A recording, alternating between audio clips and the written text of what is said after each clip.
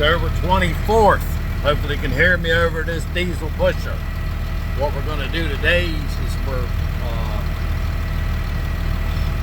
soft installing a amp gauge. If you remember, I was on a Beaver Rally, Beaver Dam. We're going to go down to Virginia Beach, which is about 4.5 hours from here basically. And we had an overcharge system from the alternator. One of my batteries really took a cook. The other one made it, passed. They were brand new, thank God. It was a $600 battery, and they fixed it for free. So what we're gonna do is turn it around. I'm gonna show you something where this is at idle. Then I'm gonna raise it up to RPM. We'll see how much voltage change and amperage. Right now she's popping. All right, so 14.1 volts. And the amp meter has at roughly 35. All right. Let's see if I can move it around here a little bit safer.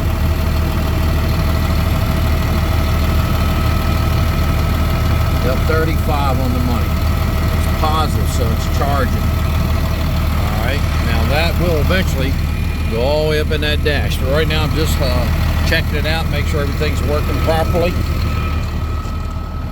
I'll put you on pause. There you go. You're going to hear a little bit of difference in the RPM. The noise level is going to go up, okay? Here we go. Cruise is on. I hit resume. I'm going to bring it up from 800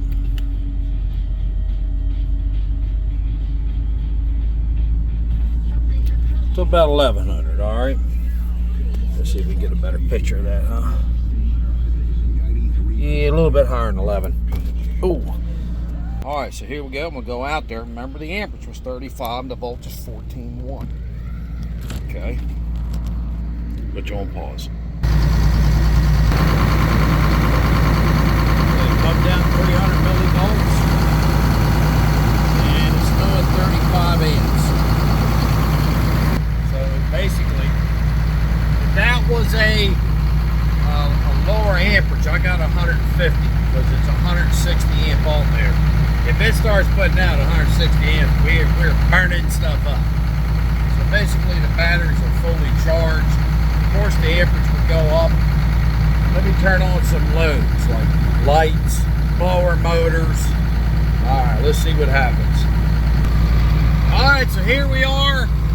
Check the voltage is still basically the same. The amperages come up maybe 2 amps.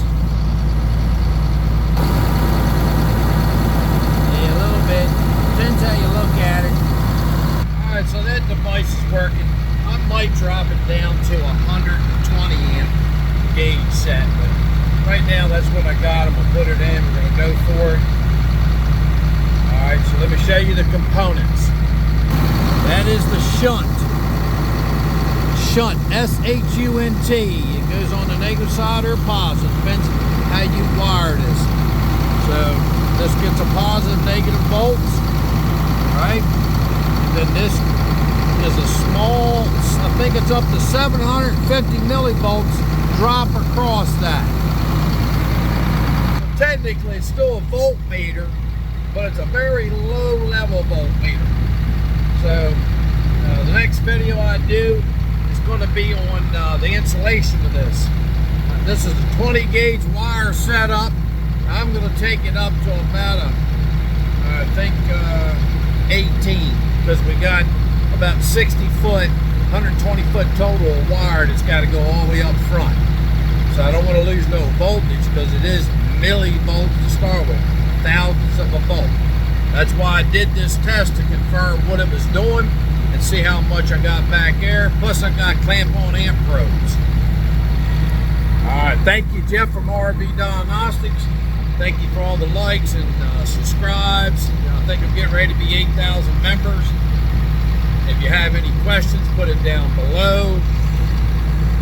Remember the motto, test not guess.